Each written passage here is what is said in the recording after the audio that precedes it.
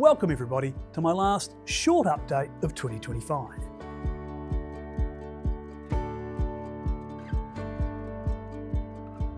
At this time of year, I usually like to take a light-hearted poke at predictions made by bank economists, the Reserve Bank of New Zealand, Te Pūtea Mātua, share brokers, and anyone else brave enough to make a prediction at the start of the year that will usually prove to be wrong. This year, after reading an article on Stuff about Michael Burry, famously played by Christian Bale in the movie The Big Short, who has predicted the emergence of an AI bubble, I thought I'd pick on him. In The Big Short, Michael Burry's character predicts the collapse of the subprime mortgage market.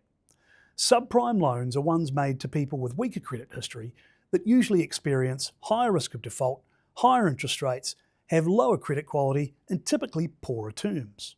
There are two other related stories in the movie, but the upshot, at least of Michael Burry's story, is that he bet against the subprime loans and shorted them.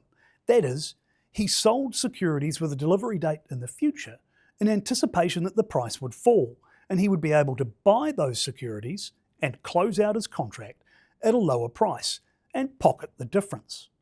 He was right, albeit 2 years later than he said he would be, and made $2.7 billion profit on his $1 billion bet. That's the sort of bold, contrarian, anti-establishment vibe that they make movies about. So that's what they did. Now I can't very well test Michael Burry's prediction that we're in an AI bubble, because according to sources, he either made it in April this year or November this year, hardly long enough for me to test. However, we can look at other predictions he has made to see how accurate they have been.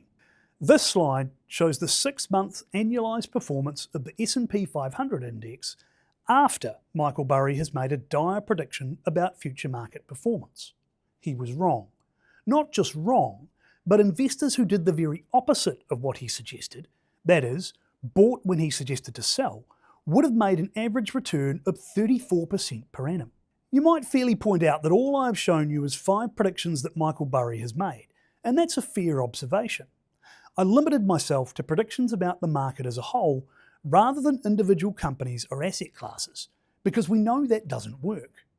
If I loosen my criteria to include predictions about individual companies and asset classes, then, since 2008, approximately 71% of Michael Burry's recommendations have been wrong. The purpose of this video is not to tell you that Michael Burry is a poor predictor. I simply don't know. The evidence that I do have, however, isn't great. I also don't know if we're in an AI bubble. It's simply too soon to know. But I do know that prediction is hard. I've leaned into the past to credentialise my view that prediction is hard a lot. But what if this time it's different? Spoiler, it's never different. This is a quote from Roger Spitz. He's a futurist, someone who looks at emerging technologies, social patterns and economics to make sense of the future and what's next. His view on prediction, well, prognostication, which is prophesying future events, which is what prediction is that our complex world is deeply uncertain and becoming increasingly so. Any investment strategy that relies on prediction, given the deeply uncertain nature of the world, is unlikely to be successful. A better investment strategy relies on evidence rather than predictions. Thank you all for watching, wishing you a very Merry Christmas and a Happy New Year. I look forward to updating you again in 2026.